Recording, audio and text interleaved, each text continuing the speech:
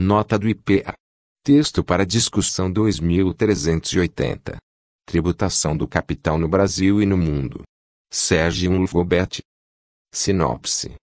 Este texto tem por objetivo subsidiar o debate atual sobre reforma tributária, mostrando como os pressupostos teóricos que deram suporte ao atual modelo de tributação da renda no Brasil estão passando por uma expressiva revisão internacional, tanto em consequência do aumento da desigualdade quanto do amadurecimento da teoria da tributação ótima.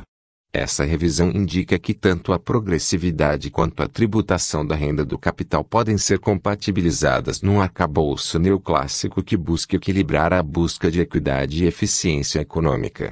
Nesse sentido, conclui-se que no mínimo a isenção do retorno extraordinário do capital, na forma de isenção total de dividendos distribuídos, como ocorre no Brasil, deve ser suprimida do sistema tributário brasileiro, sugerindo-se um modelo dual nórdico como referência para uma proposta de reforma. 1. Introdução.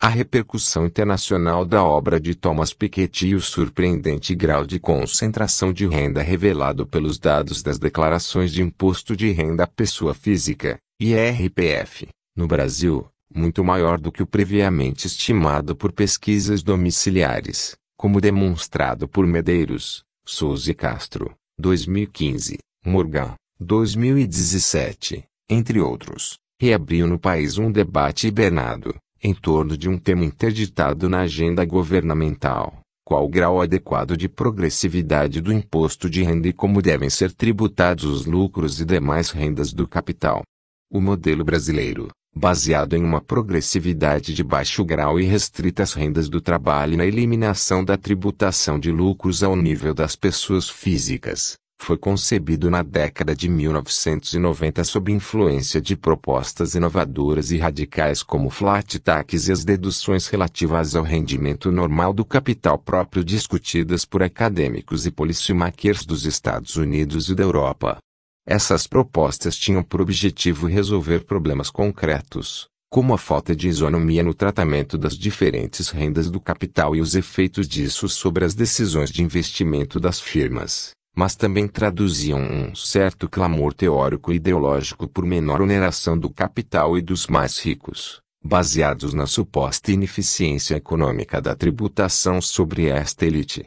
Curiosamente, como veremos em detalhes adiante, essa agenda de reformas nunca foi adotada na plenitude pelas grandes potências, mas foi importada pela periferia das economias capitalistas, notadamente no leste e sudeste europeus, mais suscetíveis talvez ao ideário liberal e às perspectivas de atrair investimentos por meio de vantagens tributárias aos grandes detentores de capital. A Estônia, por exemplo, foi o primeiro país europeu a adotar um imposto de renda linear, flat tax, FT, e a isentar dividendos distribuídos, em 1994.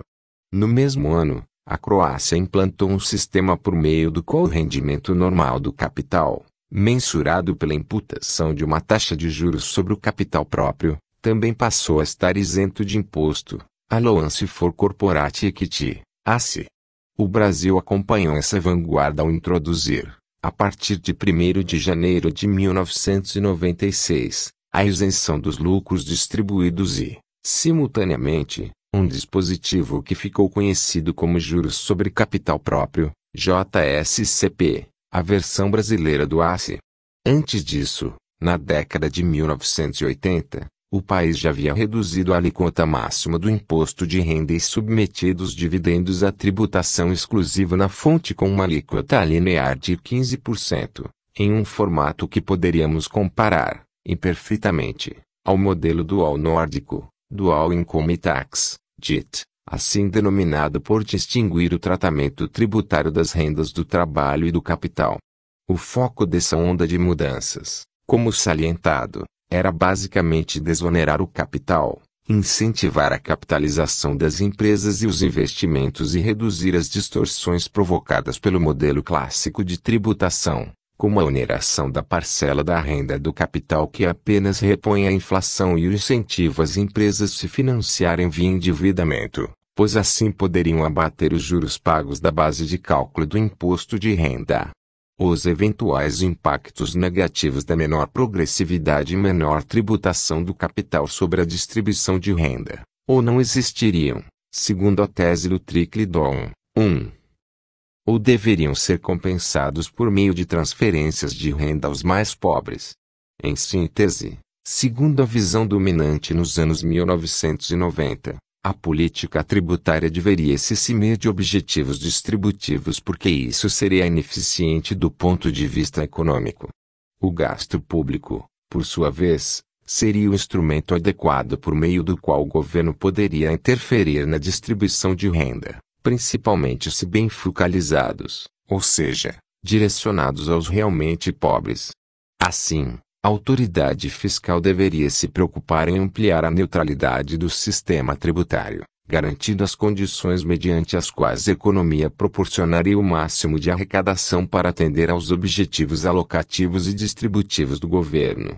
3 décadas se passaram desde que esses mandamentos foram estabelecidos, e tanto a concentração de renda aumentou significativamente na maior parte do mundo, quanto a reflexão acadêmica avançou, produzindo uma reavaliação das teorias e práticas em termos de tributação.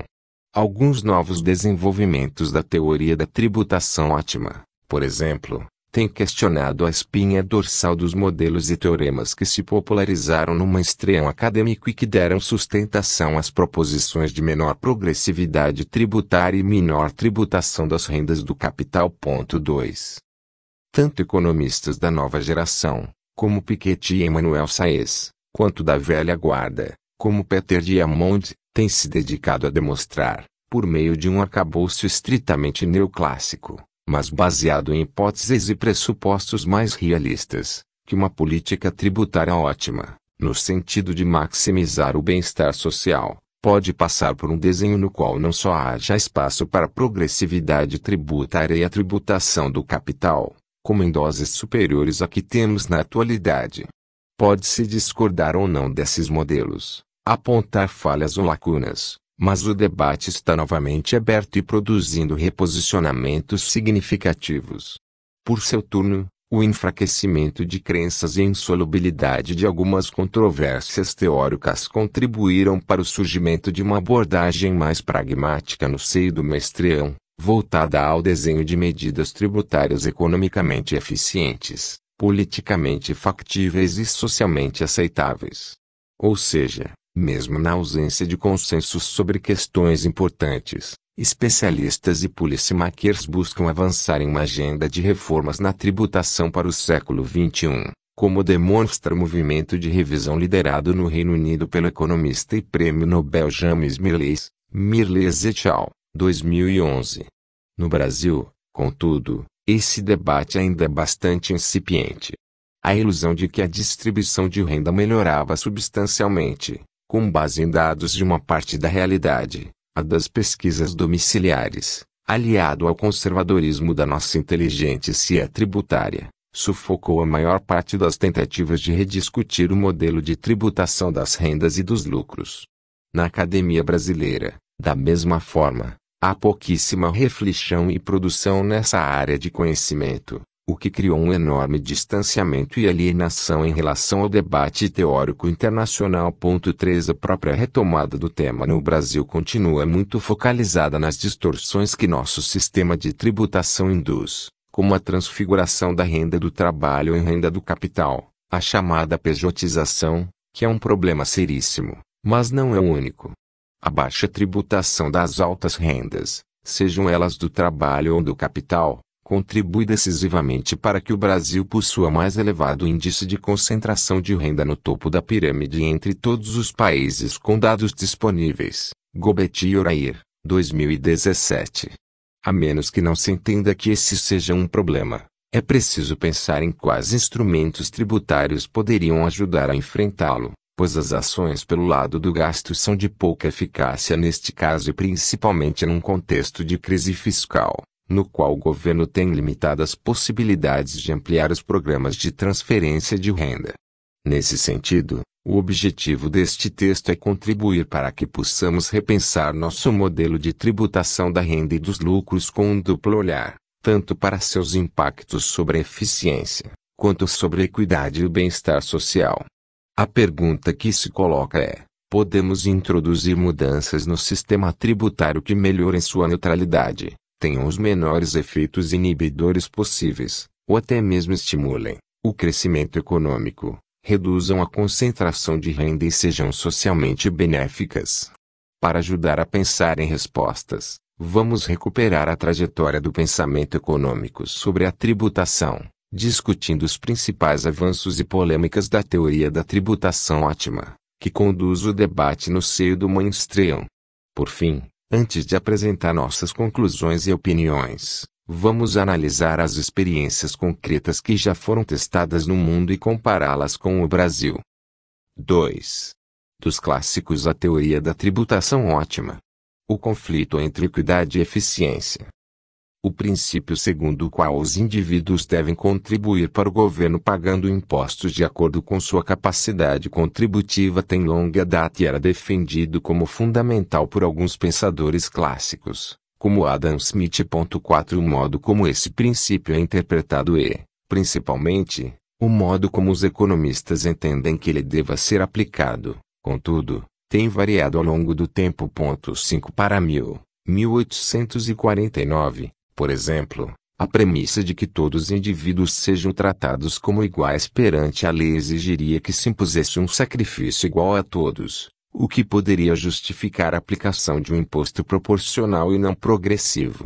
Contudo, segundo a argumentação dos economistas da escola marginalista, o fato de a utilidade marginal decrescer com o aumento da renda, uma unidade monetária adicional tem mais utilidade para um pobre do que para um rico, implicaria a necessidade de um tributo progressivo para igualar o sacrifício em termos absolutos. De todo modo, por razões de economia política que extrapolam a polêmica filosófica, como mostra Piketty, 2014, o princípio de que os ricos devem pagar proporcionalmente mais impostos do que os pobres se difundiu e consolidou nas sociedades ocidentais ao longo do século XX, refletindo-se em estruturas de tributação extremamente progressivas e que não faziam distinção entre as rendas do trabalho e do capital. 6. A partir da década de 1970, entretanto, esse modelo clássico, e conceito amplo de renda, passou a ser questionado em duas frentes. Uma política, capitaneada pelos seguidores de Ronald Reagan e Margaret Thatcher, incluindo aí os economistas encarregados de dar uma justificativa para a Revolução Liberal Conservadora a partir de teses de elevada carga ideológica. 7. Outra de natureza mais acadêmica, baseada na chamada teoria da tributação ótima, que convergia para algumas proposições de orientação liberal, mas com a sofisticação de modelos microfundamentados que pretendiam mimetizar o comportamento dos agentes econômicos em diferentes arranjos tributários e derivar o resultado disso sobre o equilíbrio econômico sobre o bem-estar social. Um elemento-chave desse arcabouço teórico de vertente neoclássica é a presunção de que existe sempre um trade-off entre equidade e eficiência, ou seja, de que medidas tributárias que visem a redistribuição de renda, como a tributação progressiva da renda do trabalho ou do capital, geram distorções e apresentam custo econômico, principalmente por desestimular os indivíduos mais capazes a trabalhar, poupar e investir. Além disso, segundo muitos adeptos dessa escola, a tributação da poupança, ao menos do retorno normal da poupança, como explicaremos adiante, teria a propriedade de distorcer as decisões intertemporais de consumo e trabalho das pessoas, penalizando relativamente mais o consumo futuro do que o presente. Dessa forma, o sistema tributário deveria ser desenhado de modo a ser o mais neutro possível, ou seja, produzir o mínimo possível de distorções econômicas e comportamentais e maximizar o bem-estar da sociedade, ponderando tanto os ganhos derivados de uma melhor distribuição de renda quanto as perdas decorrentes do impacto negativo dos impostos. Nesse sentido, a teoria da tributação ótima é uma teoria normativa de second best, estruturada sobre modelos com elevado grau de abstração, que, nas suas versões mais puras, assumem agentes econômicos racionais e perfeitamente informados, que conseguem prever com certa precisão sua renda futura e com grande flexibilidade para tomar decisões alocativas de quantas horas vão trabalhar, Quantas horas vão dedicar ao lazer e como distribuirão seu consumo ao longo da vida de acordo com as características e mudanças dos impostos. A partir desse tipo de hipóteses e de uma abordagem utilitarista, economistas neoclássicos passaram a derivar na década de 1970 e 1980 alguns teoremas que se tornaram muito influentes na academia e que pareciam justificar movimentos em duas direções: a redução da progressividade ou a adoção de um imposto de renda linear, como analisado por Mirrlees, 1971, e a redução ou eliminação da tributação sobre as rendas do capital, como implicitamente sugerido pelo artigo seminal de Atkinson e Stiglitz, 1976, e reforçado posteriormente por Judd, 1985, e Shanley, 1986. 8. A ideia de restringir a progressividade se baseia em duas premissas comuns em modelos microeconômicos neoclássicos, e a de que os salários refletem exatamente a produtividade marginal do trabalho. 2. A de que a oferta de trabalho, medida em horas, é bastante elástica entre os indivíduos mais capazes, ou seja, responde sensivelmente às variações na renda líquida pós-tributação. Dessa forma, alíquotas marginais elevadas e crescentes tenderiam a desincentivar justamente os indivíduos mais produtivos, resultando em uma perda econômica para o conjunto da sociedade e, portanto, em menos receita para o governo utilizarem políticas distributivas. Contudo, Mirrlees chega a se declarar um tanto surpreso com o fato de suas derivações ótimas apontarem para o extremo de um imposto de renda quase linear. E recomenda cautela na aplicação de suas especulações teóricas, sugerindo a necessidade de mais estudos, principalmente em função das hipóteses do modelo. Apesar das ressalvas do autor e da vasta e, até hoje, inconclusiva literatura internacional dedicada a testar analítica e empiricamente a estrutura ótima de um imposto de renda, Kaplow, 2008, a comunidade econômica foi convencida desde os anos 1980 de que a progressividade tributária seria um instrumento ineficiente de distribuição de renda. Paralelamente, o postulado teórico de que a alíquota ótima sobre a renda do capital seria zero, com base em modelos neoclássicos, também reforçou as proposições da corrente Supplicide e se tornou muito influente na academia, a ponto de Hubert Lucas considerá-lo o maior almoço genuinamente livre oferecido pela ciência econômica contemporânea. 9. É no mínimo curioso que, a despeito desse enorme apelo teórico e ideológico, nem os Estados Unidos nem outro grande país capitalista tenham adotado ao pé da letra, até hoje, as posições extremas derivadas desses modelos de tributação ótima, embora a agenda Supplicide tenha influenciado a redução acentuada das alíquotas máximas de imposto de renda e a criação de mecanismos para atenuar a dupla tributação do lucro. Como mencionado, os países que mais se aproximaram de eliminar a progressividade e a tributação do capital foram as pequenas nações do leste europeu, durante a década de 1990, após a dissolução da União Soviética. Mas mesmo nesses países persiste algum nível de tributação do lucro.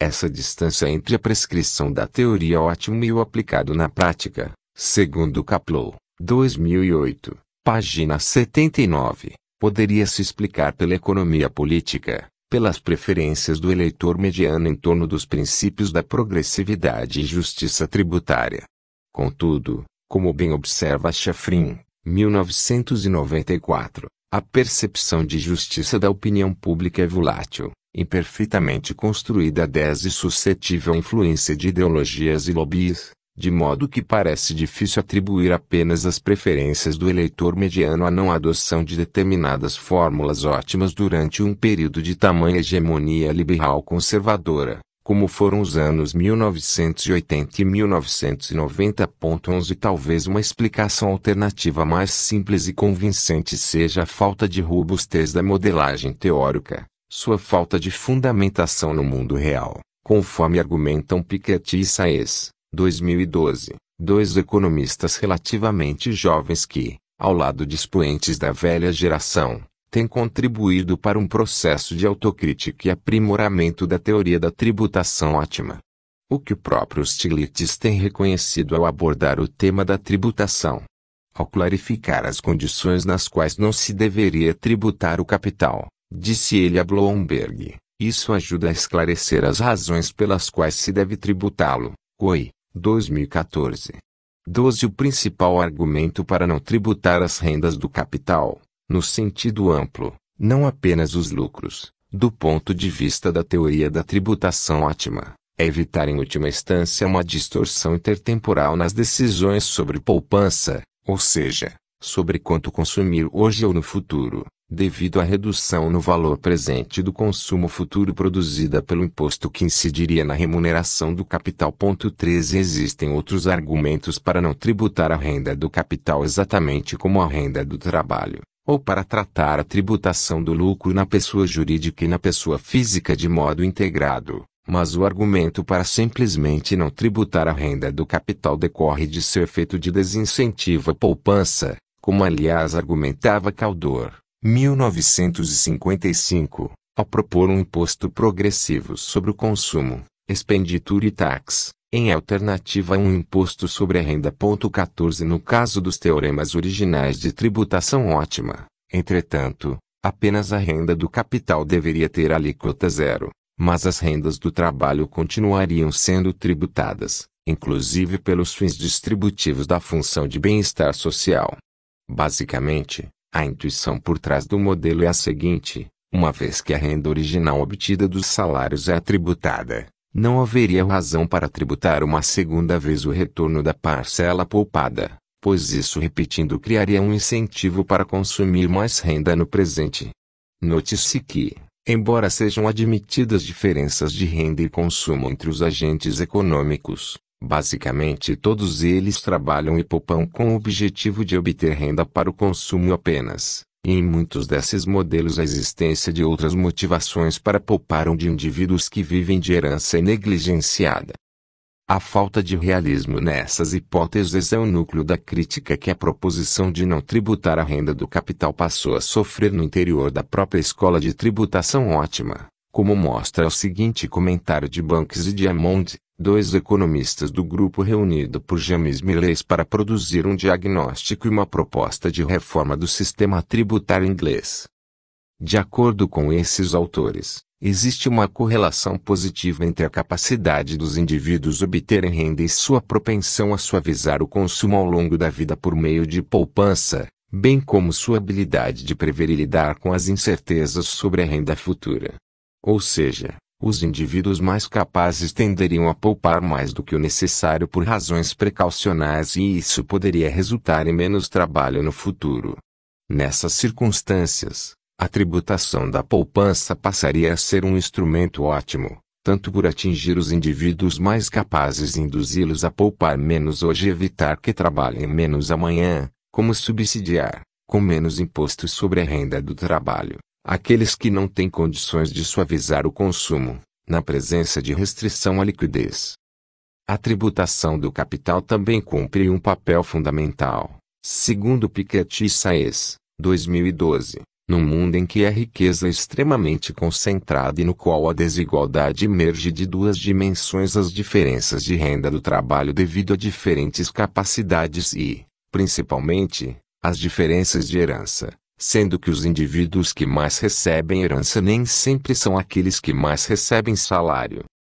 Desse modo, não basta tributar progressivamente a renda do trabalho para reduzir as desigualdades e proporcionar os incentivos mais desejáveis. É importante observar que nenhuma das visões alternativas apresentadas até aqui chegam a propor uma ruptura com o arcabouço analítico da teoria da tributação ótima. Ao contrário, buscam enriquecer os modelos de inspiração neoclássica com a incorporação de hipóteses mais realistas e de contribuições de outras áreas, como a economia comportamental e os estudos sobre a desigualdade, de modo a justificar a adoção de arranjos tributários progressivos, bem como a tributação da renda do capital, da herança e do patrimônio. As pesquisas focadas em microdados das declarações de imposto de renda, por exemplo, têm servido não apenas para estudar o fenômeno da crescente desigualdade, como também para estimar parâmetros e modelar funções de distribuição essenciais na derivação de alíquotas e estruturas ótimas de tributação.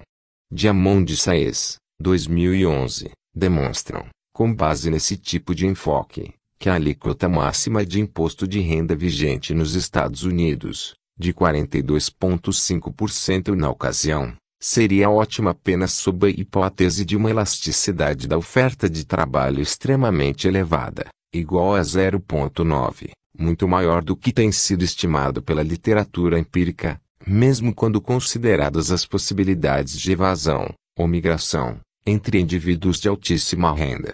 Com parâmetros mais realistas, 15 a alíquota ótima encontrada para o topo varia entre 54% e 73%.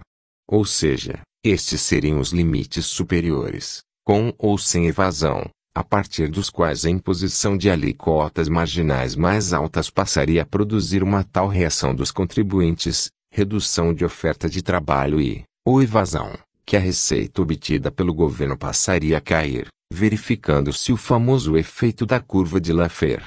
No Brasil, é claro, estamos bem abaixo desse limite superior, mas os regimes especiais de tributação das pequenas empresas, lucro presumido e simples, oferecem uma oportunidade ímpar de transfiguração da renda do trabalho em renda do capital, exigindo que toda e qualquer medida de ajuste nas alíquotas do imposto de renda das pessoas físicas seja casada com modificações na forma de tributar os dividendos distribuídos a acionistas, atualmente isentos, tema ao qual retornaremos na última sessão.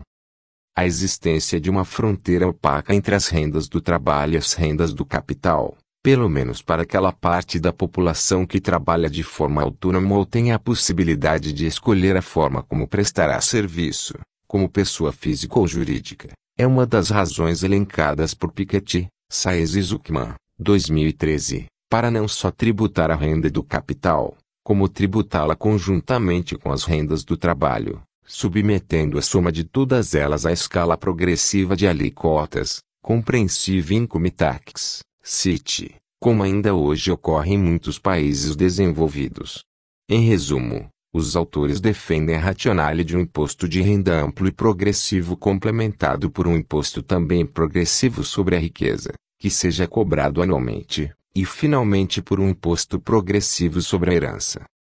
Essa proposição, evidentemente, está longe de representar um consenso na escola da tributação ótima. À parte os economistas que ainda hoje veem a tributação do capital e da renda como algo extremamente negativo que deveria ser evitado, há um amplo espectro de neoclássicos que admitem tributar o estoque de riqueza e, em alguma medida, o fluxo de renda proporcionado por ele, mas não conjuntamente, nem progressivamente como as rendas do trabalho. O modelo dual, concebido e implementado pelos países nórdicos, por exemplo, combina a tributação progressiva da renda do trabalho com a tributação linear sobre a renda do capital, e é complementado por um imposto sobre o estoque de riqueza. A otimalidade do modelo dual, segundo Nielsen e Sorensen, 1997, reside no fato de que, justamente ao diferenciar a tributação das rendas do capital e do trabalho, ele possibilitaria equalizar o tratamento dispensado ao capital humano e ao não humano. O argumento de que a diferenciação produz equalização parece não ter sentido, mas se desenvolve a partir de um raciocínio semelhante àquele originalmente aplicado pela teoria da tributação ótima ao tratar da distorção que um imposto sobre a poupança causaria sobre a decisão intertemporal de consumo. O investimento em capital humano, traduzido em mais tempo presente dedicado ao estudo, proporciona um retorno que será tributado apenas no futuro, quando a renda adicional for auferida, enquanto o investimento em ativos financeiros, com a renda poupada proveniente do trabalho atual, tem seu retorno tributado desde o princípio. Nesse sentido, a maior tributação relativa da renda do trabalho, em comparação com a renda do capital, serviria para reduzir ou eliminar o viés em favor do capital humano. 16 Outra razão de ordem mais prática que influenciou a adoção do modelo dual, segundo Sorensen, 2009, foi promover uma espécie de compensação pelo fato de a tributação incidir sobre todo o rendimento nominal do capital, incluindo a correção monetária pela erosão do valor real dos ativos. Em tese, essa correção também poderia ter sido feita por dentro do modelo amplo de tributação da renda, incluindo algum mecanismo de expurgo do efeito inflacionário presente nas rendas do capital, mas nenhum país faz isso, talvez pelas dificuldades de operacionalizar um sistema de deflacionamento diário. De qualquer forma, segundo a visão talvez majoritária da escola de tributação ótima, sintetizada por Meleze et al. 2011, num documento de revisão teórica e formulação de propostas de reforma tributária, a compensação pela inflação seria insuficiente para alcançar a almejada neutralidade tão perseguida pela teoria da tributação ótima. Além da neutralidade no que se refere às decisões intertemporais, que já abordamos anteriormente, há um outro tipo de neutralidade mais importante, relacionada à escolha individual de onde alocar a poupança e a decisão das empresas de como financiar seus investimentos. Enquanto o primeiro tipo de neutralidade é bastante discutível e preocupa mais os acadêmicos, o segundo tipo de neutralidade tem despertado crescente atenção dos economistas mais preocupados em formular propostas concretas aos policymakers, principalmente no contexto de maior mobilidade internacional de capitais e também crescente variedade de instrumentos financeiros, que às vezes são criados com o simples objetivo de dissimular a verdadeira natureza de uma renda de capital, transfigurando um dividendo em rendimento financeiro com menor carga tributária, como ocorre às vezes. Nesse contexto, toda e qualquer lacuna ou diferencial de tributação verificado no sistema, ou entre países, tende a ser explorado pelos agentes econômicos, principalmente os mais ricos, aqueles que idealmente a política ótima de tributação do capital quer atingir para desconcentrar renda, riqueza e ampliar o bem-estar social. É nesse ponto que os neoclássicos voltam a se dividir. Enquanto Stiglitz, 2015, e Piketty, Saez e Zuckman, 2013, defendem uma coordenação internacional das autoridades tributárias para enfrentar a situação e conseguir taxar os mais ricos, outros economistas apostam justamente na maior competição tributária para definitivamente erradicar toda e qualquer forma de tributação direta da renda do capital, tanto na pessoa física, quanto jurídica, e substituí-lo por um tipo de imposto sobre o valor adicionado, após deduzirem seus custos salariais, ou sobre o fluxo de caixa único com a propriedade da quase neutralidade, segundo argumentam.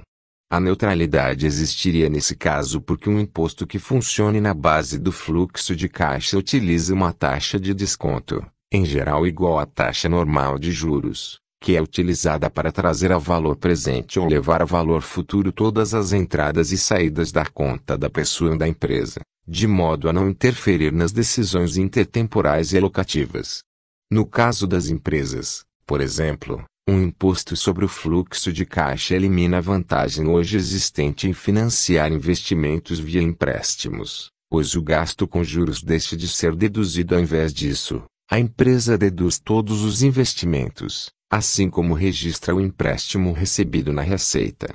Do ponto de vista dos investidores, essa sistemática também elimina o estímulo para que a empresa retenha lucros e os acionistas adiem a venda de ações para não realizar o ganho de capital, incorporado na valorização dos ativos, e não pagar tributos. Contudo, um imposto sobre o fluxo de caixa, em perspectiva individual, oferece um estímulo à acumulação indefinida de capital, uma vez que a renda somente será tributada quando consumida e quando exceder, em taxa de rentabilidade, a taxa de desconto. 17 Note que o ato e o desejo de acumular por acumular é estranho em geral aos modelos neoclássicos, mas esse problema poderia em tese ser resolvido por um imposto sobre herança, desde que não existissem estratégias de planejamento sucessório que objetivam justamente driblar esse tipo de tributação, o que torna tão complexo o desenho de um sistema tributário ótimo.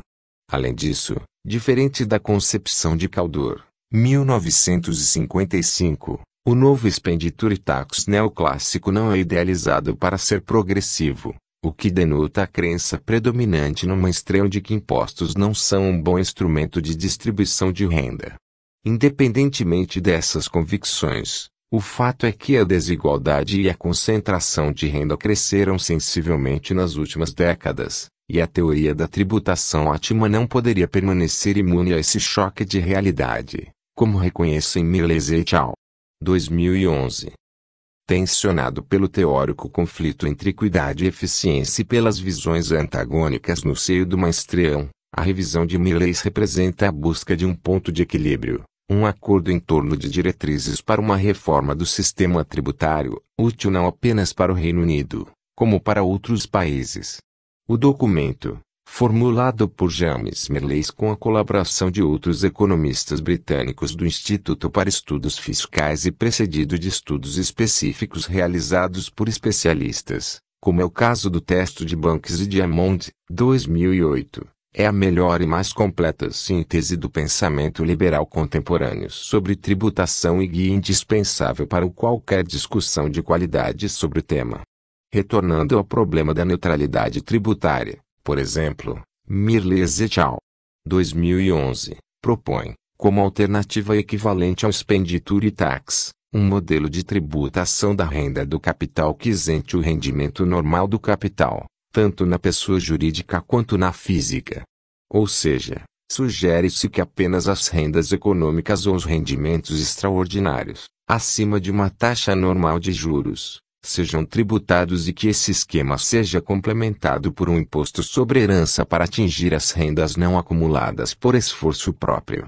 Como veremos na próxima sessão, a proposta se assemelha ao modelo dual norueguês para as pessoas físicas e ao modelo belga de Allowance for Corporate Equity para as pessoas jurídicas, sendo facilmente adaptável à estrutura dos impostos de renda existentes na atualidade.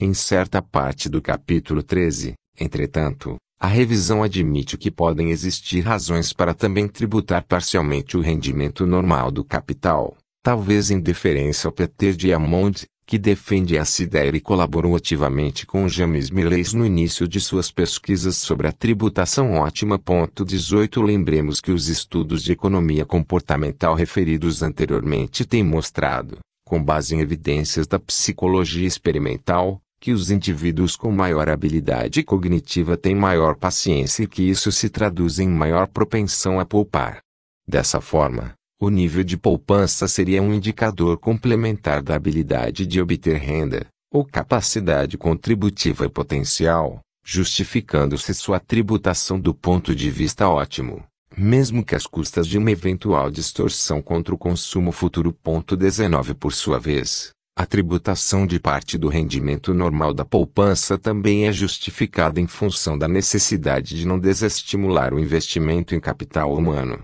Anteriormente, vimos que o retorno do investimento em capital humano só é tributado no futuro, quando a renda do indivíduo aumenta em função dos anos dedicados aos estudos, o que implicaria uma vantagem tributária em relação ao investimento em capital financeiro, por exemplo. Contudo, se a renda normal da poupança é isenta, o desequilíbrio se inverte sensivelmente, ainda mais quando a renda do trabalho permanece submetida à tributação progressiva. Nesse caso, a opção de estudar em vez de trabalhar e poupar no presente levará o indivíduo a provavelmente pagar uma alíquota marginal mais elevada no futuro, quando sua renda for maior. Talvez o resultado líquido e o valor presente do fluxo de renda seja inferior ao do indivíduo que não estudou, mas trabalhou desde cedo e poupou, permanecendo isento nos rendimentos da poupança e submetido a uma alíquota mais baixa sobre seu salário. Desse modo, Mirrlees et al. 2011, reconhecem que existem alguns bons motivos bem fundamentados na teoria econômica para se desviar do primeiro tipo de neutralidade almejada por um modelo ótimo, introduzindo alguma distorção na dimensão intemporal das decisões de consumo, trabalho e poupança para oferecer os estímulos adequados em um mundo real e não ideal, em que as preferências, habilidades e restrições dos indivíduos são muito heterogêneas. Mas nas conclusões, a revisão evita, por cautela, sugerir alguma recomendação prática nessa direção. Duas razões principais são levantadas para essa cautela. A necessidade de estudos quantitativos mais acurados sobre os potenciais benefícios e custos de se tributar em alguma dose o rendimento normal da poupança e a pretensa dificuldade de se fazer isso sem afetar a segunda e mais importante neutralidade almejada pelos modelos ótimos, aquela que diz respeito à escolha dos ativos no qual investir.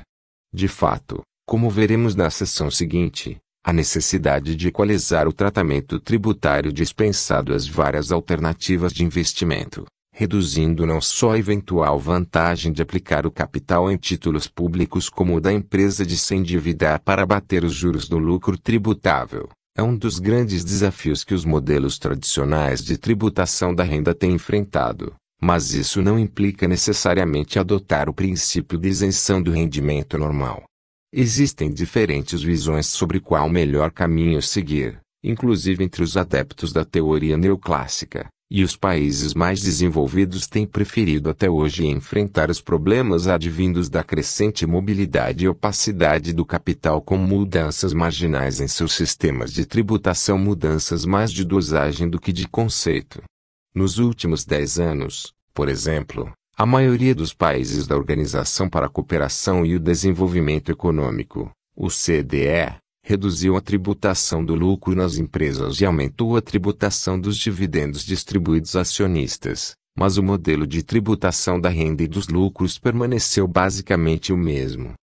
Isso não significa que esse cenário não possa mudar radicalmente e que os Estados Unidos, sob liderança dos conservadores, não possam iniciar um processo que vinha a revolucionar o atual modelo de tributação no mundo, substituindo o atual método de apuração do imposto de renda por uma variante da apuração pelo valor adicionado e forçando as demais nações a seguirem a mesma direção. A crescente desigualdade social e o movimento em favor de uma maior tributação do capital em nível internacional, entretanto, atuam em sentido contrário, explicitando que no fundo as feições do sistema tributário são determinadas em última instância pela tensão permanente de interesses e ideologias e apenas secundariamente pelos modelos teóricos. 3. Da teoria para a TICEA, o que a experiência internacional nos ensina. As distorções advindas da adoção do modelo clássico de tributação da renda, como a oneração do prêmio inflacionário embutido no rendimento do capital, a dupla tributação dos lucros, vis-à-vis a tributação única e mais rebaixada dos ativos financeiros, e o estímulo ao adiamento da realização dos ganhos de capital, o chamado efeito Loki, vêm sendo enfrentadas nas últimas décadas de modo muito diverso pelos países, sugerindo que até hoje não existe um consenso sobre qual o melhor caminho a seguir, nem modelos que sirvam para todas as realidades. Ainda na década de 1970, as grandes nações europeias, Alemanha, França e Reino Unido, começaram a introduzir alíquotas diferenciadas, split rates, para os dividendos ou sistemas de imputação e de crédito, que visavam integrar a tributação dos lucros na pessoa jurídica e na pessoa física, eliminando total ou parcialmente a dupla tributação e o diferencial de carga tributária em relação às demais rendas de capital. Contudo, esses mecanismos eram adotados em países em que as alíquotas marginais máximas do imposto de renda das pessoas físicas eram invariavelmente bem superiores às alíquotas do imposto de renda das pessoas jurídicas. Desse modo, os recebedores de dividendos dos estratos superiores de renda sempre teriam um adicional de imposto a pagar. Em 1981, quando a base de dados tributários da OCDE tem início, 9 países do grupo, incluindo Austrália, Nova Zelândia e Canadá, além dos europeus, registravam sistemas de imputação ou alíquotas diferenciadas, e a alíquota máxima média aplicável aos dividendos era de 63% nas pessoas físicas, compondo uma carga tributária de 75% quando considerado o imposto recolhido também pelas empresas. Ao longo das décadas de 1980 e 1990, entretanto, as proposições dos economistas Suplicide e dos políticos conservadores influenciaram para que houvesse reduções substanciais no grau de progressividade do imposto de renda e no nível de tributação das rendas do capital, Ao mesmo tempo em que novas estratégias para lidar com o problema da dupla tributação dos lucros passaram a ser testadas. O modelo de flat tax, por exemplo, um imposto de renda simplificado, com apenas uma alíquota, que acabou sendo adotado por diversos países do leste europeu e ex-repúblicas soviéticas nas duas últimas décadas, tem origem numa proposta formulada em 1981 por dois economistas americanos, Robert Rau e Alvin Rabushka. Inicialmente, a proposta foi lançada em uma página editorial do Wall Street Journal e popularizada com a ideia de que, se aprovada, a declaração de imposto de renda seria tão simples que caberia num cartão postal. Apenas em 1983 os dois economistas traduziram sua ideia para um artigo acadêmico, nos quais na verdade propunham adotar uma espécie de imposto sobre valor adicionado, com dedução do gasto com folha de salários, para substituir o imposto de renda tradicional, algo similar ao que hoje defendem alguns neoclássicos e líderes republicanos. 20 A versão popularesca, entretanto, é que se tornou famosa e levou seus autores e patrocinadores, como os institutos Hoover e Cato, a promover em 2007 uma espécie de comemoração de bodas de prata, como eles próprios a definiram.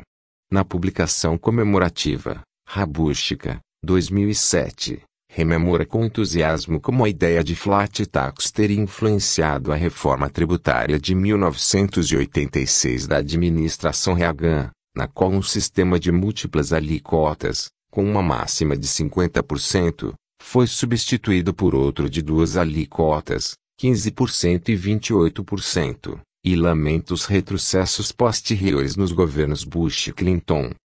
Do mesmo modo que Estônia, diversos países do antigo bloco soviético, das vizinhas Letônia e Lituânia ao longínquo Quirguistão, passando pela própria Rússia, também adotaram variantes da proposta de flat tax nos anos e na década seguintes. A primeira onda de flat tax se circunscreveu aos países do Mar Báltico, mas a segunda, iniciada pela Rússia em 2001, se expandiu pelo leste europeu e pela Ásia, chegando a países como Iraque, Mongólia e Kuwait. Ao todo, em 2007, contabilizavam-se pelo menos 17 países com algum tipo de flat tax em vigor, mas nenhum grande país desenvolvido aderiu a essa revolução.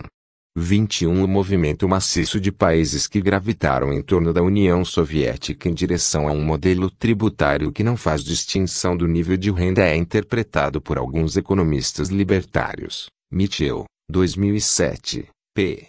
1012. Como reflexo de um amadurecimento político das populações que sofreram com o comunismo, uma vez que a defesa da tributação dos mais ricos, ou seja, a progressividade tributária, é vista como retórica de luta de classes e não como princípio caro às próprias democracias anglo-saxãs.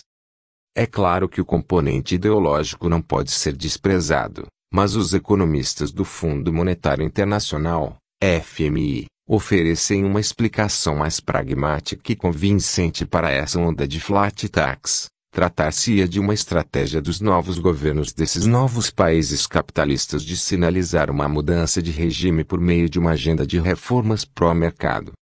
Não podemos deixar de lembrar, ademais, que parte da nova classe de milionários dos ex-países socialistas é formada por antigos integrantes ou descendentes da burocracia estatal, que se aproveitaram do próprio processo de privatização das empresas nacionais e concentraram muita riqueza nas últimas 2 décadas, como mostra Piketty, 2014.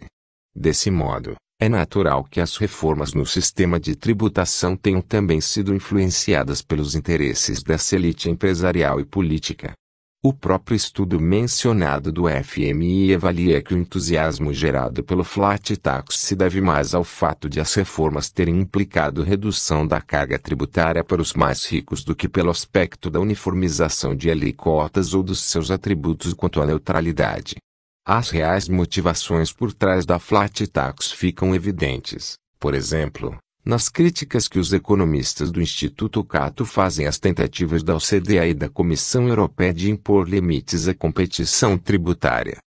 Em resumo, As palavras dos defensores mais fervorosos do flat tax sugerem fortemente que seu objetivo principal não é simplificar ou eliminar distorções, mas exacerbar a competição tributária para erradicar qualquer forma de tributação do capital. Líder na onda de isenção de dividendos, por exemplo, a Estônia aparentemente obteve sucesso econômico com a fórmula, mas às custas de maior desigualdade social. 22 Na prática, apenas outros 3 países com flat tax replicaram o exemplo da Estônia e suprimiram a dupla tributação dos lucros, isentando os dividendos ao nível das pessoas físicas: Letônia, República Eslováquia e Romênia. 23 Mas 2 deles voltaram atrás parcialmente nos últimos anos: a Letônia, que reintroduziu em 2010 uma taxação de 10% sobre os dividendos distribuídos a não residentes, e a Eslováquia, que, em 2011, criou uma contribuição social sobre dividendos e, em 2017, substituiu-o pelo imposto de renda normal, com uma alíquota de 7% ou 35% se o valor for destinado a residentes de paraísos fiscais. 24 Em ambos os casos, da Letônia e da Eslováquia, a tributação dos dividendos distribuídos a acionistas se soma à tributação original do lucro na empresa, que é de 15%, totalizando uma carga tributária sobre os lucros bastante inferior à média do CDE, que ainda hoje supera os 40%. Na Estônia e na Romênia, por sua vez, o lucro permanece sendo tributado em apenas uma etapa, com uma taxação total de respectivamente 20% e 16%, igual aplicada aos demais rendimentos do capital e também aos rendimentos do trabalho. Além desses países do leste europeu, é interessante referir o caso da Grécia e do México, que integram a OCDE e, embora nunca tenham instituído um flat tax, conviveram durante algum tempo com a isenção de dividendos ao nível das pessoas físicas. O México adotou em 1991 um sistema que isentava os lucros distribuídos, mas desde 2014 voltou a tributá-los com uma alíquota de 10%, cumulativa ao imposto corporativo de 30%. A Grécia aboliu a isenção de dividendos ainda em 2009 e hoje complementa o imposto de 29% sobre o lucro das empresas com uma taxação de 10% sobre os valores distribuídos às pessoas físicas. Por fim, o Brasil instituiu a isenção de dividendos em 1996, mas as tributações das diversas formas de renda do capital permaneceram desalinhadas entre si em relação às rendas do trabalho. Problema este que se agravou com os regimes especiais de tributação das micro e pequenas empresas, como veremos em mais detalhes à frente. Em resumo, tanto a isenção de dividendos quanto o flat tax parecem ter perdido fôlego como alternativas para lidar com os problemas que afligem o modelo clássico de tributação da renda. Nos países mais desenvolvidos, há algum tempo as atenções têm sido mais canalizadas para outros 2 modelos teóricos que já foram implementados na prática e sobre os quais nos debruçaremos agora. Um deles é o modelo dual nórdico. O outro é o novo modelo belga de Alliance for Corporate Equity, ACE, que se assemelha ao juro sobre capital próprio, JCP, do Brasil. Originalmente proposto por Devereux e Freeman, 1991, o ACE é um mecanismo de ajuste no cálculo do imposto de renda das empresas que visa isentar de tributação o rendimento normal do capital, definido como rendimento equivalente àquele que seria obtido pelos acionistas com a aplicação de seu capital em um ativo financeiro sem risco. Note-se que a isenção se aplica apenas ao imposto devido pela empresa e que o lucro distribuído aos sócios deve ser tributado exatamente como qualquer outra forma de renda do capital, de modo que a tributação não interfira na escolha do investidor de onde aplicar seu dinheiro. Além de proporcionar neutralidade na alocação do capital entre distintos ativos, essa fórmula também torna neutra a decisão da empresa de como financiar seus investimentos, com capital próprio ou endividamento. No modelo clássico, é mais vantajoso para a empresa se endividar do que se capitalizar, pois os juros pagos pelo empréstimo são abatidos do cálculo do imposto de renda. Mas essa vantagem desaparece se o rendimento normal, os juros, sobre o capital próprio também puder ser deduzido, como previsto pelo ACE. O primeiro país a adotar esse mecanismo foi a Croácia, em 1994, sendo logo seguida pelo Brasil, em 1996, Itália, em 1997, e Áustria, em 2000, e, mais recentemente, pela Bélgica, em 2006. Contudo, atualmente apenas o Brasil e a Bélgica mantêm o mecanismo de dedução ativo. Todos os demais países aboliram sua implementação após poucos anos de experiência, como explica Clem, 2006. É importante assinalar ainda que apenas a Croácia e a Bélgica adotaram o modelo puro de ACE, isentando completamente o rendimento normal do capital. A Itália e a Áustria usaram esse dispositivo apenas para aplicar uma alíquota mais baixa sobre os rendimentos normais e exclusivamente para as novas capitalizações. No Brasil, o JCP se restringe aos montantes efetivamente distribuídos aos acionistas, não se aplica aos lucros retidos, e é calculado a partir de uma taxa de juros mais baixa do que a de mercado, a taxa de juros de longo prazo, TJLP. Contudo, considerando que os financiamentos obtidos no Brasil pelas grandes empresas junto aos bancos oficiais são lastreados na TJLP e que essa taxa supera, em geral, a corrosão inflacionária, o mecanismo atende parcialmente ao objetivo da neutralidade. 25 Note-se que a parcela de lucro distribuída sob a forma de JCP é tributada na pessoa física em 15%, que é a mesma alíquota aplicável aos rendimentos das aplicações financeiras e ganhos de capital. Com isso, o estímulo para a empresa se financiar com empréstimo e não capitalização é menor. Porém, esse mecanismo foi implementado no Brasil juntamente com a isenção de dividendos, criando uma combinação inusitada e que apresenta os seguintes resultados práticos, conforme a seguir descrito. 1. Se o lucro da empresa é retido, ele não se beneficia do JCP e da isenção oferecida à distribuição, resultando em uma tributação de 34% na empresa e mais 15% no momento de realização do ganho de capital, assumindo que o lucro retido se refletirá na valorização das ações. 2. Se o lucro é distribuído, a parcela correspondente ao rendimento do JCP será isenta na pessoa jurídica e tributada em 15% na pessoa física, e a parcela excedente será tributada apenas na pessoa jurídica em 34%, resultando numa alíquota média entre 15% e 34% mediana de 23,5%, segundo Torres, 2017.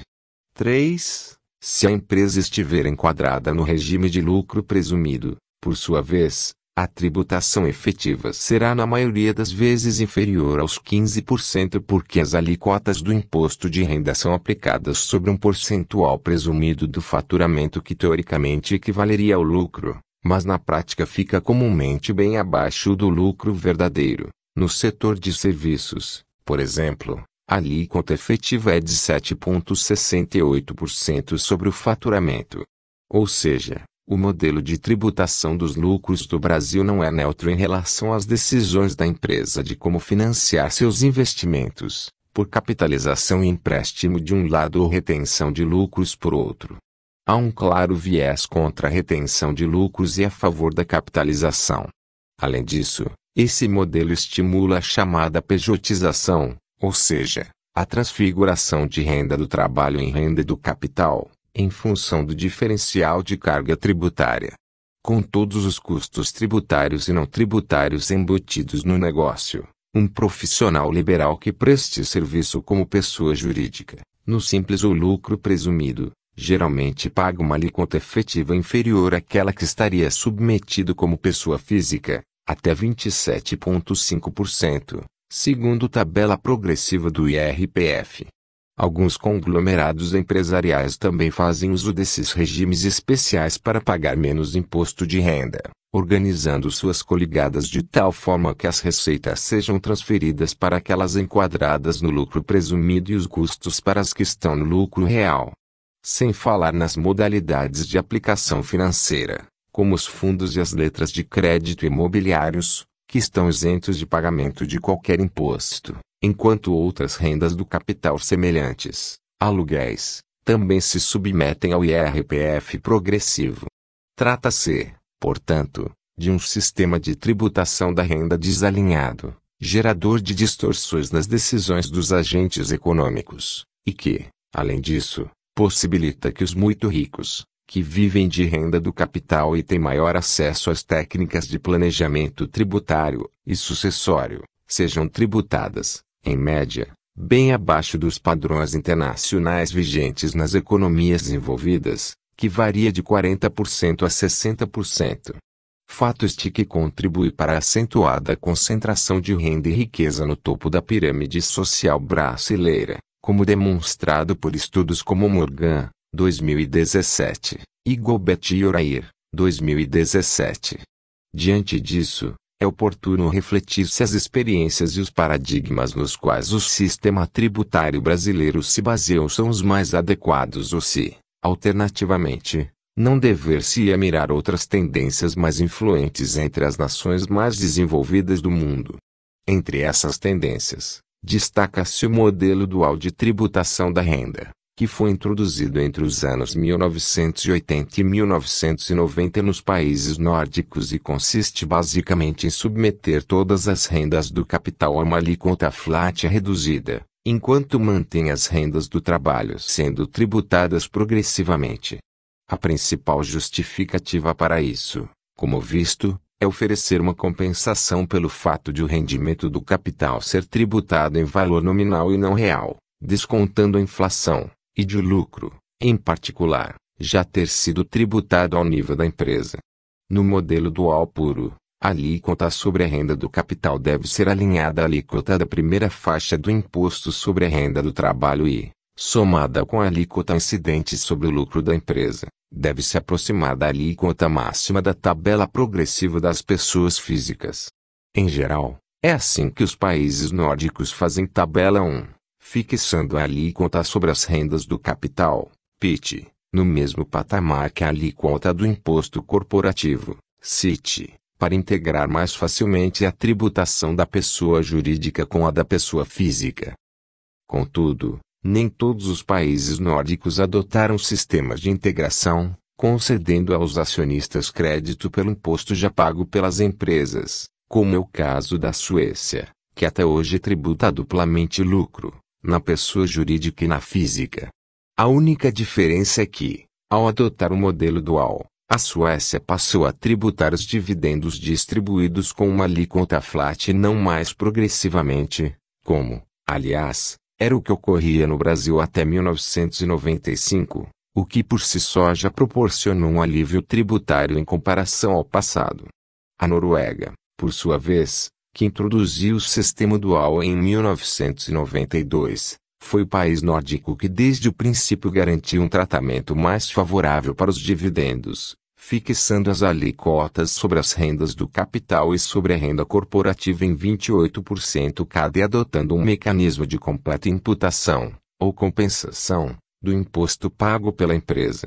Assim, o imposto corporativo funcionava como se fosse uma antecipação, um imposto de renda retido na fonte sobre os dividendos distribuídos, não havendo mais nada a ser recolhido pelas pessoas físicas. Na prática, esse mecanismo equivalia a isentar os dividendos distribuídos, como ocorre no Brasil, o que criava um forte estímulo para, no caso de pequenas empresas, transfigurar renda do trabalho, tributada progressivamente em até 48%, em renda do capital, tributada em 28% apenas. Em 2006, porém, a Noruega substituiu o sistema de imputação por uma dedução equivalente ao rendimento normal do capital, Ratio of Return Allowance, RA, calculado aplicando-se uma taxa de juros notacional sobre o valor das ações.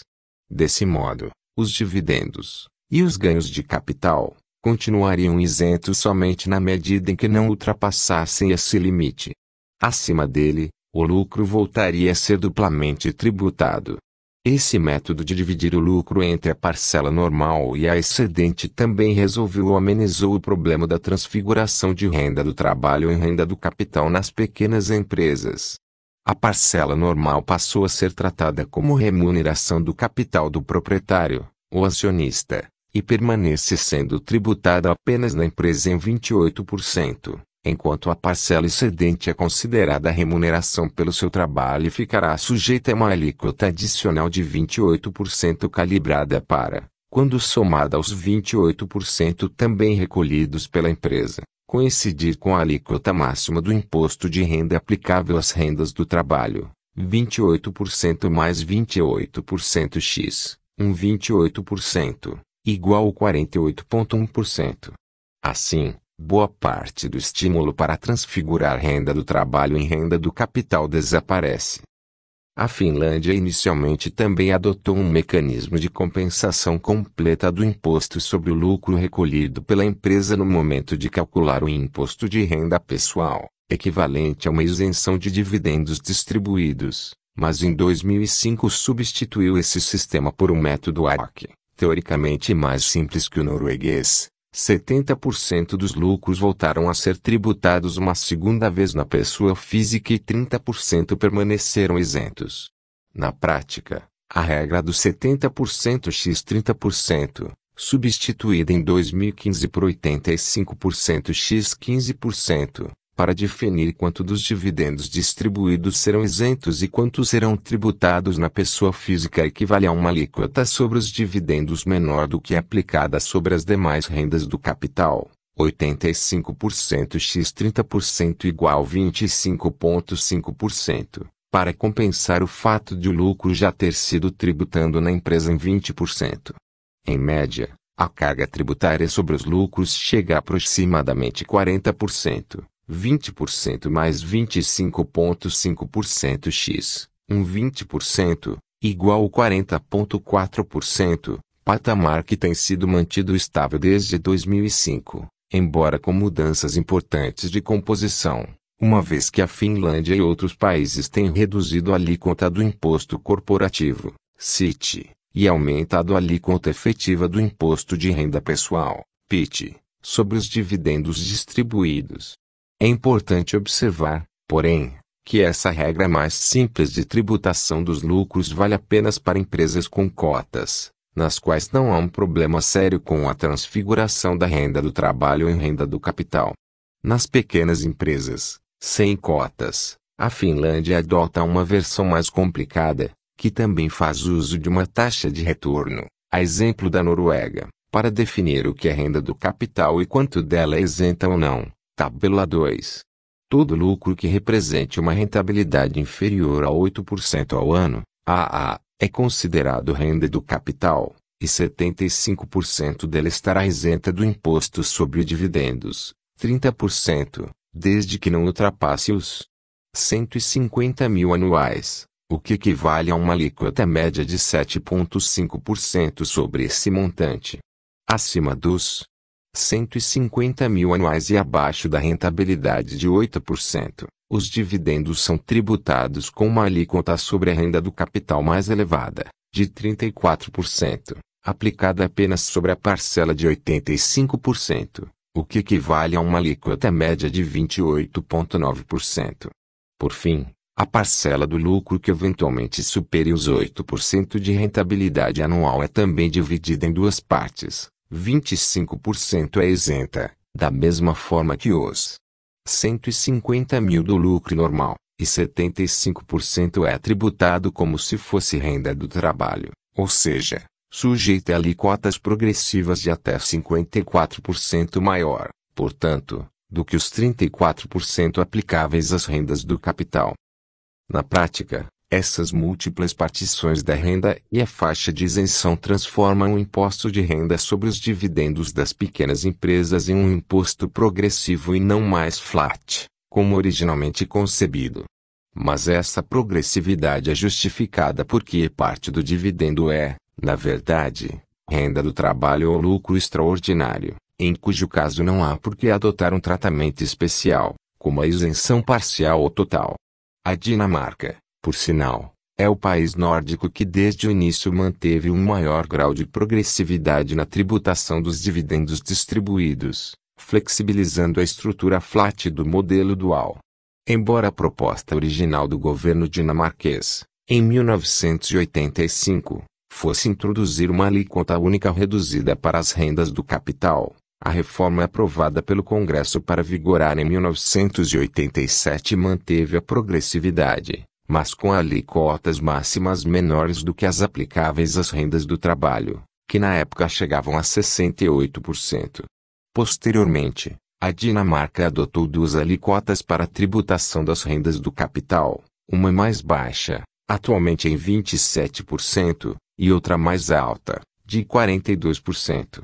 A renda com juros também é tributada progressivamente, com uma carga tributária que varia de 36% a 42%. Ou seja, comparativamente aos demais países nórdicos, a Dinamarca ainda é o que tributa mais pesadamente a renda, tanto do capital quanto do trabalho. Em compensação, é o único país da região que não adotou um imposto sobre a riqueza líquida como fizeram Noruega, Finlândia e Suécia. O imposto sobre o estoque de capital fez parte do modelo dual original, porque funcionaria como uma compensação pela redução na tributação dos fluxos de renda. Recentemente, entretanto, Finlândia e Suécia aboliram esse tributo, e apenas a Noruega permanece com ele, o que guarda coerência com o modelo norueguês, uma vez que é o único que isenta completamente o retorno normal do capital embutido nos dividendos distribuídos. Fazendo uma graduação de carga tributária total sobre os dividendos, a Noruega aparece com a menor, entre 28% e 48%, dependendo do quanto o lucro eventualmente se distancia do rendimento normal, seguida pela Finlândia, 40,4%, pela Suécia, 51%, e pela Dinamarca, entre 43% e 54%, dependendo do valor absoluto distribuído, independentemente da rentabilidade, que pode ficar abaixo ou acima do normal. Portanto, o modelo dual se distingue em forma e conteúdo nos países nórdicos, não sendo possível encontrar uma clara tendência em favor de um outro protótipo específico. Em termos teóricos, o modelo norueguês, assim como o belga, que se utiliza do ASSE para isentar o rendimento normal do capital, se aproxima mais do defendido por Milese et al. 2011, enquanto os modelos dinamarquês e finlandês talvez se enquadrem mais na concepção de Piketty, Saez e Zuckman, 2013, e Banks e Diamond, 2008, respectivamente, por preservarem um maior grau de progressividade no tratamento das rendas do capital. Na prática, os principais países europeus abandonaram, ou estão abandonando, os sistemas de imputação incorporando elementos do modelo dual, sem usar esse nome, ao tributar a renda do capital com uma ou no máximo duas alíquotas rebaixadas, que em geral equivalem a algo próximo da metade da alíquota máxima aplicável às rendas do trabalho. Alemanha, Itália, Suíça e Áustria, por exemplo, estão adotando uma alíquota flat em moldes muito similares ao da Suécia ou Finlândia, enquanto Espanha, Portugal, Irlanda e Reino Unido seguem utilizando mais do que uma alíquota e uma estrutura progressiva, como faz a Dinamarca.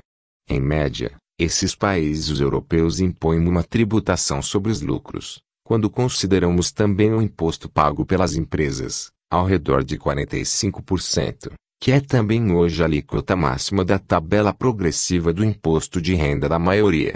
Ou seja, uma carga tributária intermediária entre a Noruega, Finlândia e Suécia, Dinamarca. A França é hoje um dos poucos países que mantém um sistema de tributação da renda mais próximo ao conceito de comprehensive income tax, tributando os rendimentos do capital conjuntamente com os do trabalho, mas com uma dedução de 40% para os dividendos.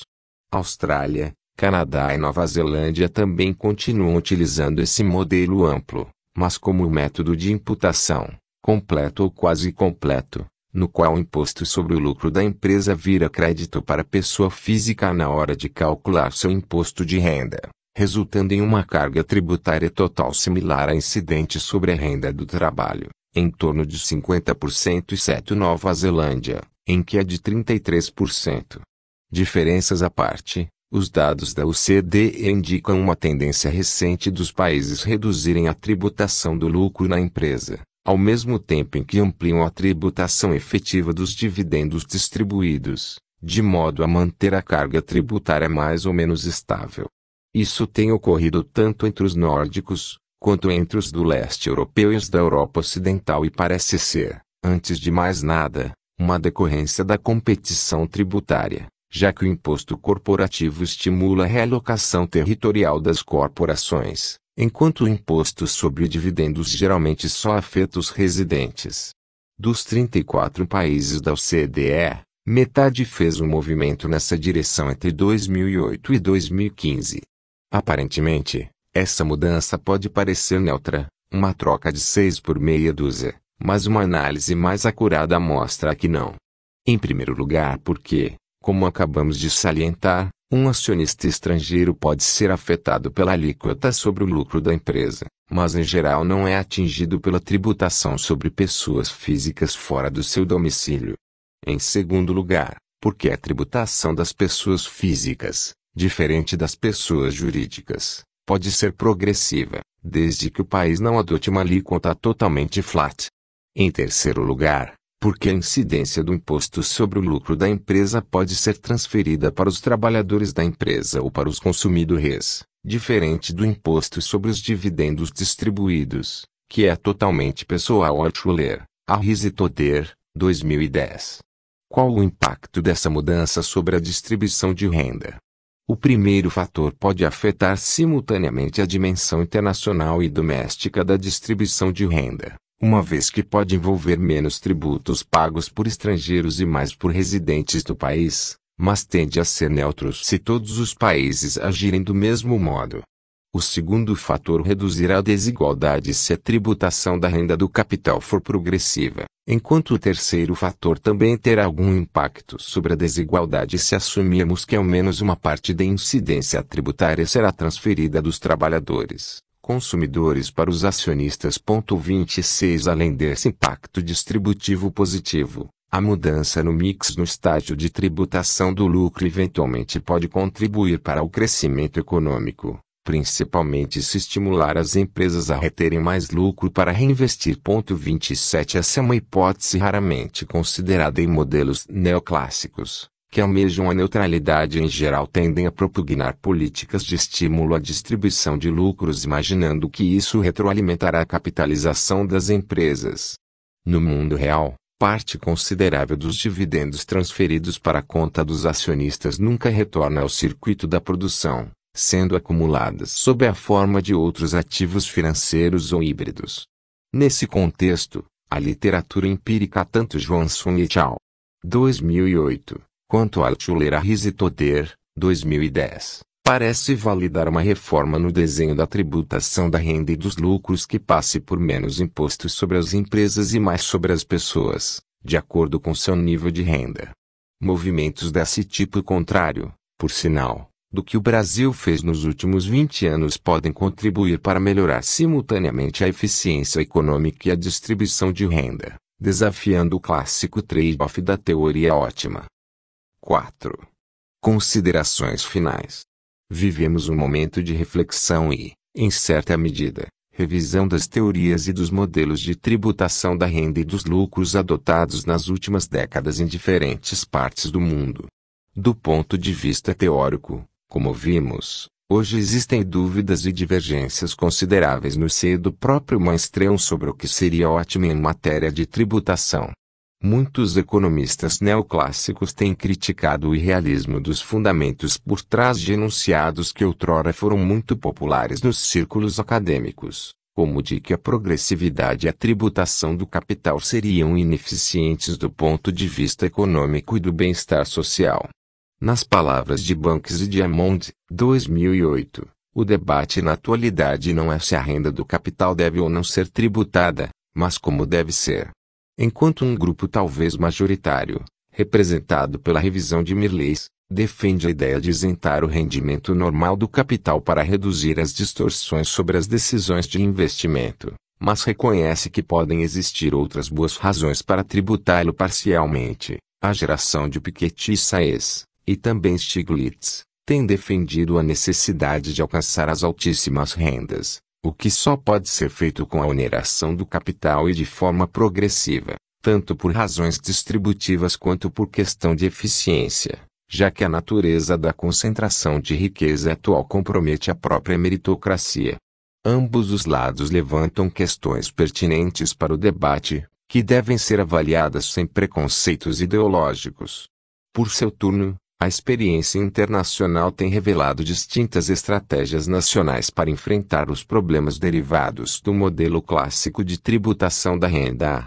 que vão do flat tax no leste europeu ao modelo dual nos países nórdicos, passando por sistemas de dedução ou imputação que visam eliminar ou amenizar a dupla tributação dos lucros. Esses modelos conviveram durante os últimos 20 anos, sem uma clara tendência hegemônica e várias deserções, como no caso dos países que abandonaram sistemas parecidos com o dos juros sobre capital próprio brasileiro, Croácia, Itália e Áustria, e dos que deixaram de isentar dividendos, Grécia, México e Eslováquia.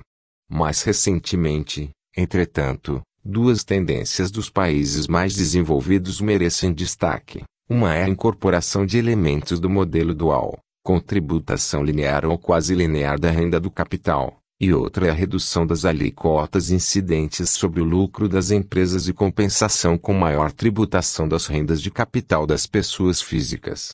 Mudanças que têm sido tratadas na literatura empírica como positivas tanto para a distribuição de renda quanto para o crescimento. Diante disso, é necessário repensar o modelo brasileiro de tributação da renda do capital e suas particularidades, como a isenção de dividendos distribuídos e o mecanismo de JCP. O fato é que nem a almejada neutralidade foi alcançada com essas medidas, como mostra o desalinhamento da tributação das distintas rendas de capital, nem o país se beneficiou de um surto de investimentos estimulado pela desoneração do capital, mas nossa concentração de renda no topo se consolidou como uma das mais altas do planeta. Isso indica tanto que políticas tributárias pró-capital não são necessariamente eficientes, quanto que a política distributiva não pode se basear apenas no gasto público.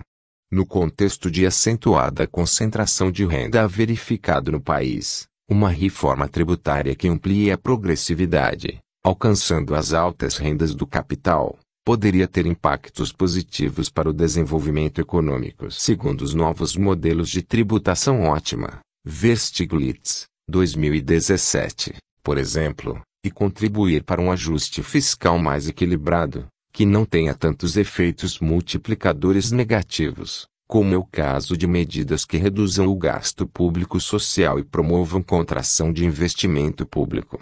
A implementação de mudanças tributárias nessa direção, conforme mostra a Piketty 2014, enfrenta historicamente resistências das elites econômicas. Nesse sentido, a migração para um modelo dual de tributação da renda mais próximo aos dos países nórdicos, mantendo algum grau de isenção dos dividendos distribuídos, referenciado na rentabilidade do capital ou simplesmente na magnitude das rendas, pode ser uma alternativa viável diante do conflito distributivo verificado no Brasil. Além de permitir alcançar de alguma forma as altas rendas, via a tributação de dividendos distribuídos, o modelo nórdico poderia proporcionar maior equidade de tratamento tributário entre as distintas formas de renda e, em particular, entre as rendas do capital. Na prática, por exemplo, seria possível reduzir a tributação do lucro na empresa e elevar a tributação sobre rendimentos financeiros, bem como a supressão de isenções vigentes para algumas aplicações, como os fundos imobiliários, o que pode por ambos canais estimular o investimento privado, principalmente via lucros retidos. Como ficou demonstrado, a atual isenção de dividendos distribuídos a pessoas físicas, conjugado com o mecanismo de JCP, penaliza a retenção de lucros, principalmente na vigência de alíquotas mais elevadas de tributação na empresa. Em situações de crise, principalmente, acentua a tendência de entesouramento de lucros pelas pessoas físicas isentos na distribuição, e sua canalização para ativos mais líquidos, seguros e rentáveis, como são os títulos públicos no Brasil. Dessa forma, é possível promover uma reforma na tributação das rendas do capital que concilie os princípios da equidade e neutralidade, com efeitos positivos para o crescimento econômico. E essa reforma pode ser implementada de modo que seu efeito líquido sobre a carga tributária seja neutro no curto prazo, ou no médio prazo, conforme as medidas sejam graduadas no tempo e se neutralizem em termos de impacto sobre a arrecadação e a atividade econômica. Na prática, os impactos sobre a arrecadação e o crescimento podem divergir dos estimados previamente, o que corrobora a proposta de reduzir gradualmente o imposto sobre lucro das empresas e testar se a queda desse tipo de receita será compensada pela tributação dos dividendos. Por fim, é necessário redefinir a alíquota máxima de nosso imposto de renda, alinhando tributação do capital e do trabalho, e aprimorar a tributação do patrimônio no Brasil, principalmente do nosso imposto sobre herança, o imposto sobre transmissão causa-mortis e doação de quaisquer bens ou direitos, ITCD, que é de competência dos estados e possui alíquotas muito baixas comparado ao resto do mundo. Isso deve ser feito simultaneamente a mudanças legais que reduzam espaço para evasão por meio de planejamento sucessório. Dessa forma, com um imposto sobre as rendas mais progressivo e neutro e com uma tributação mais adequada do patrimônio, podemos evoluir para um sistema tributário mais justo e eficiente. Por certo, esse debate é polêmico, mas não pode mais ser adiado ou evitado sob qualquer pretexto.